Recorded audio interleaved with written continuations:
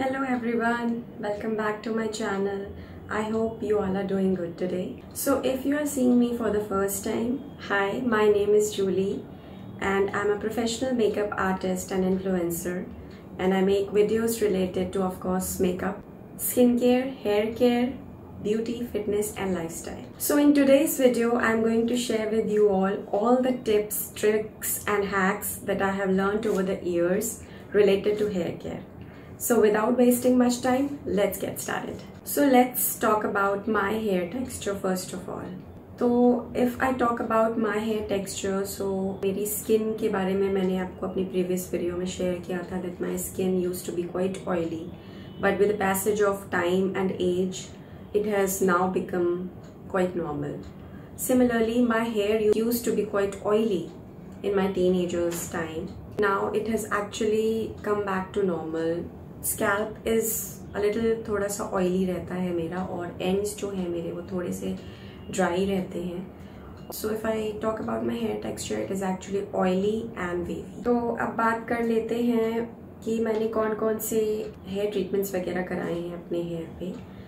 तो अराउंड 2013 और 2012 के अराउंड मैंने अपने हेयर में रिबॉन्डिंग कराई थी, क्योंकि मुझे उस टाइम बहुत क्रेज़ था कि मैं अपने बालों को पोकी स्ट्रेट कर दूं, क्योंकि आप विथ एज आप सीखते हो बहुत सारी चीज़ें.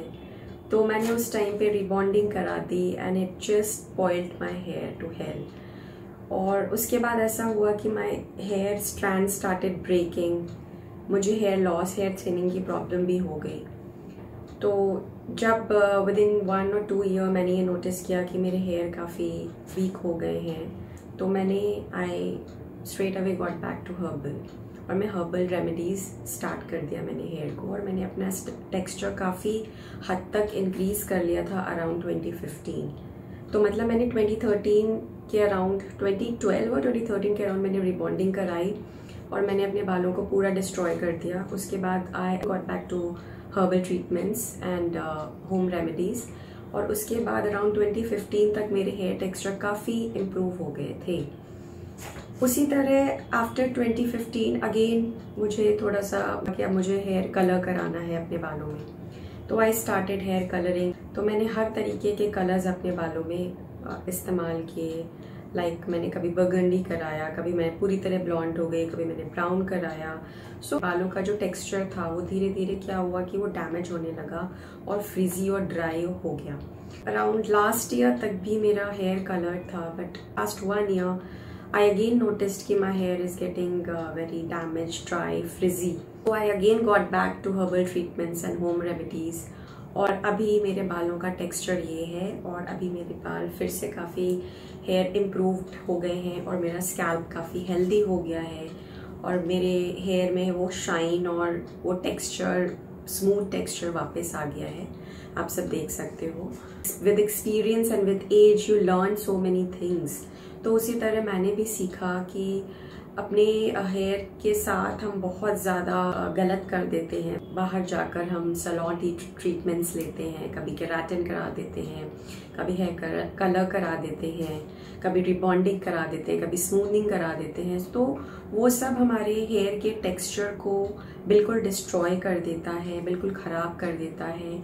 हमारा स्कैल्प बिल्कुल अनहेल्दी हो जाता है, जिससे बहुत सारी प्रॉब्लम्स आने लगती हैं, like greying of hair, thinning of hair, balding pattern, hair loss और डैंड्रफ, फ्लेकी स्कैल्प. ये सारी चीज़ें होने लग जाती हैं हमारे हेयर के साथ. तो आई वुड रादर सजेस्ट कि you all should go herbal with the treatment. आप घर में सारी चीज़ें करो rather than going to salon and getting keratin and getting all these treatments on your hair. तो फर्स्ट ऑफ ऑल मैं सबसे यही बताना चाहती हूँ कि जो हमारा हेयर होता है, first of all you should understand कि हमारा हेयर टेक्सचर जो भी होता है, इट इज़ 80% जीन्स. तो अगर आपके मदर एंड फादर का हेयर अगर आप स्ट्रेट था, तो मोस्ट प्रोबेबली 80% चांसेस हैं कि आपके भी हेयर स्ट्रेट होंगे. अगर उनके बाल कर्ली वेवी थे, तो मोस्ट प्रोबेबली आपके भी कर्ली और वेवी होंगी. So you can not change the hair texture. That is one thing you have to understand. हाँ, with the outside treatments, keratin treatments, अगर आपके वेवी और कर्ली हैं, आप उसके थ्रू आप अपने बाल स्ट्रेट ज़रूर कर सकते हो फॉर फ्यू मंथ्स, लेकिन जब आपके नए हेयर फॉलिकल्स निकलेंगे तो वो वही टेक्सचर में निकलेंगे जो एक्चुअली आप जिससे बॉर्न हुए हो। तो अगर आप बॉर्न हुए हो विद अ वेवी टेक्सचर तो हेयर फॉलिकल्स आपके वही निकलेंगे। अगर आप केराटिन करते हो तो एवरी 2-3 मंथ्स में आपको कराना पड़ता है केराटिन ट्रीटमेंट अगेन। उसी तरह हेयर कलर भी है कि हेयर कलर अगर आप अपने पूरे बालों में करा देते हो लेकिन आपका जो हेयर फॉलिकल्स निकलेगा और अगर आपके ग्रे हेयर हैं तो वो वही कलर निकलेगा, आपको अगेन उसको रीफिल वगैरह कराना पड़ेगा। अगर आपने ये सारे ट्रीटमेंट्स करके और अपने बालों को डिस्ट्रॉय कर लिया है, डैमेज कर लिया है, ड्राई और फ्रिजी कर लिया है, आपके बालों में स्प्लिट एंड्स आ गए हैं, तो सबसे पहले तो मैं यही कहूँगी कि आप सारे बाहर के ट्रीटमेंट्स बंद कर दो और get back to herbal, get back to home remedies, get back to nature और डोंट स्ट्रेस अबाउट इट। अगर आप सब स्ट्रेस करोगे तो आप और ज़्यादा डैमेज करोगे अपने बालों को। इसलिए बेटर है कि हमारी लाइफ में बहुत सारी प्रॉब्लम्स जो होती हैं हम स्ट्रेस लेके उसको और ज़्यादा इंक्रीज कर देते हैं। तो अगर आपके हेयर में कुछ प्रॉब्लम है सो प्लीज़ डोंट स्ट्रेस। जब आप नॉर्मल हो जाओ, बैलेंस हो जाओ in your mind, in your heart, then start your herbal remedies and it will definitely show results within few months. Let's start with hair care tips that I wish I had knew earlier. तो उसमें जो सबसे पहला है कि hair oiling जो हम करते हैं तो हम क्या करते हैं कि हेयर ऑयल हम लेते हैं और उसको हीट कर देते हैं आइदर ऑन डायरेक्ट फ्लेम और माइक्रोवेव या डबल बॉयलर। तो जब हम उसको हीट करते हैं, अगर आप लाइक कोल्ड प्रेस्ड ऑयल ले रहे हो, कोकोनट ऑयल और any other oil that is cold pressed, और अगर आप उसको हीट कर देते हो, आप ये सोचकर हीट कर देते हो कि हमारे हेयर में हेयर फॉलिकल्स में ज़्यादा अच्छे से पेनिट्रेट होगा, तो ये बिल्कुल गलत है। क्योंकि उस ऑयल को एक्स्ट्रा वर्जिन ऑलिव ऑयल और कोकोनट ऑयल उसको आप एक पोमीस ऑयल में कन्वर्ट कर देते हो अगर आप हीट करते हो। तो जब first tip is don't heat up your oils. और जब आप अपने पाम, तो बेटर है कि आप अपना पाम्स पे लो और अपने पाम्स पे अच्छे से उसको रब करके और उसको अपने पाम से वार्म अप करो और फिर अपने बालों में अप्लाई करो। So that is the first tip, don't heat your oils.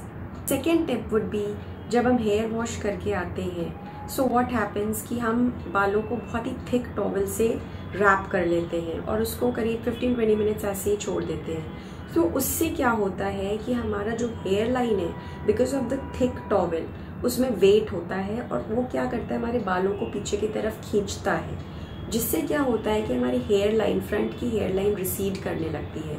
So you start having receding hair line in the front. So it's better कि आप अपने जब हेड वॉश करके आओ तो आप बहुत ही थिन टॉवल या कोई माइक्रोफाइबर टॉवल या कोई पतली सी टी शर्ट हो उससे आप रैप करो सो दैट उसके वेट से आपके हेयर जो है वो पीछे की तरफ पुल ना हो।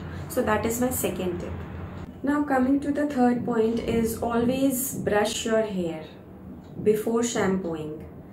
तो जब आप शैम्पू करने जाते हो तो अपने बालों को आप अच्छे से डिटैंगल कर दो विद अ ब्रश और विद अ वाइट टूथ कोम, जिससे क्या होगा कि बालों में टैंगल्स पहले ही निकल जाएंगे और जब आप शैम्पू करने जाओगे तो वहाँ पे आपके बाल ज़्यादा टूटेंगे नहीं, क्योंकि आपके बाल जितने ज़्यादा वेट होते हैं उतने ज़्यादा वो वीक होते हैं उस टाइम पर। सो इट्स बेटर कि आप अपने जितने भी हेयर के टैंगल्स हैं पहले ही उसको आप डिटैंगल कर लो with a brush and then go and shampoo and condition your hair. The fourth point would be is to exfoliate your scalp. हम अपने बॉडी को एक्सफोलिएट करते हैं, हम अपनी स्किन को एक्सफोलिएट करते हैं, why not exfoliate our scalp. So exfoliation is a must.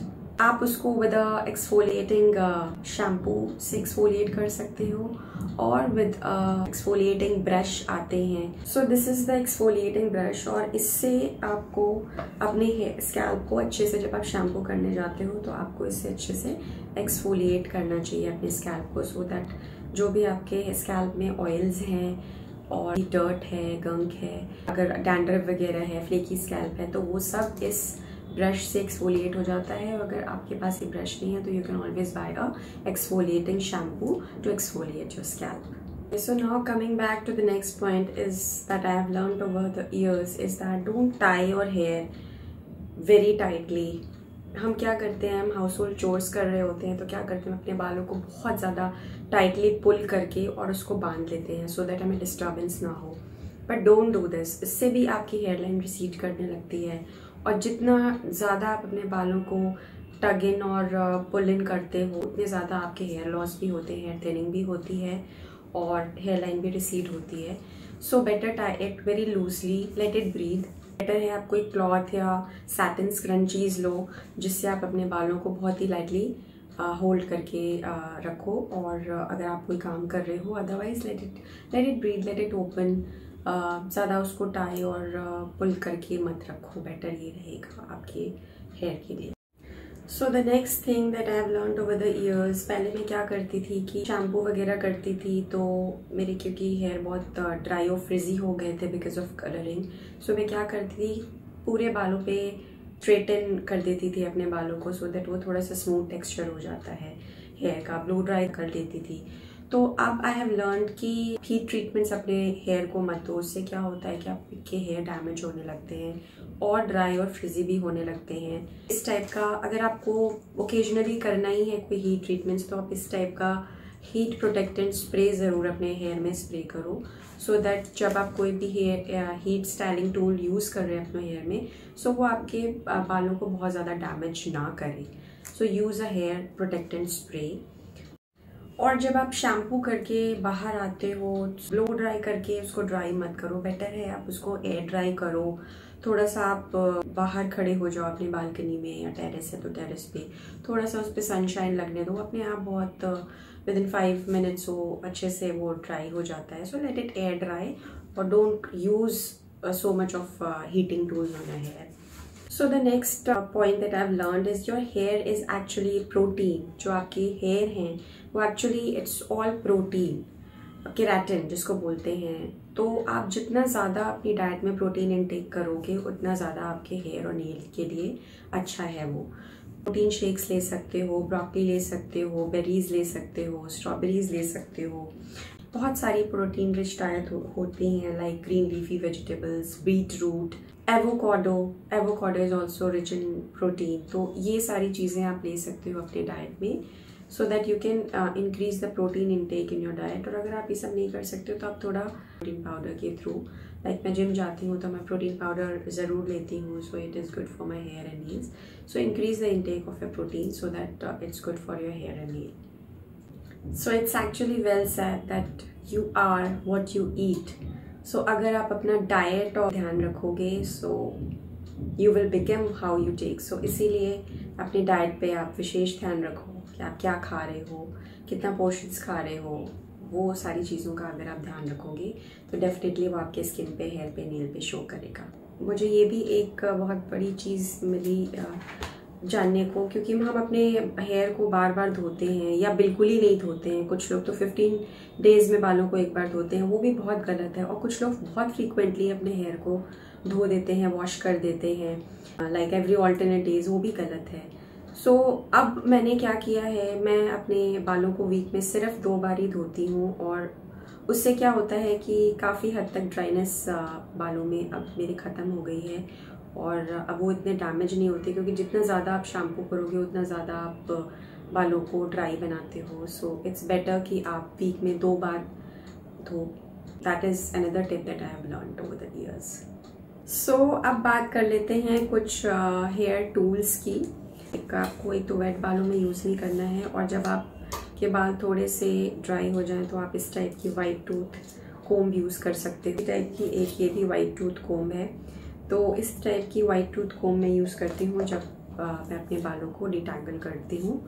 और ये वुडन कोम्ब है, ये वुडन नीम कोम्ब है जो मैं रोज़ अपने बालों में 1-2 बार यूज़ कर ही लेती हूँ। इससे क्या होता है कि आपके बालों में जो नेचुरल ऑयल्स हैं उसको अच्छे से ये पूरे आपके हेयर स्ट्रैंड्स पे लगा देता है। और नीम ट्री का बना हुआ है तो आपके बालों में डैंड्रफ और लाइस की प्रॉब्लम भी नहीं होगी। और उसी तरह की ये छोटा भी वुडन कोम्ब है जिसको मैं रखी हूँ जब मैं ऑयलिंग वगैरह करती हूँ, तो मैं ऑयलिंग करने के बाद इससे अच्छे से अपने बालों को पूरा कोम्ब करती हूँ। फिर है वो है ये हेयर ब्रश, और इसी तरह का एक वुडन ब्रिसल्स ब्रश भी आता है। मैं पिक्चर इंसर्ट कर रही हूँ यहाँ पर। इस टाइप का वो मेरे पास है बट अभी कहीं मिल नहीं रहा है।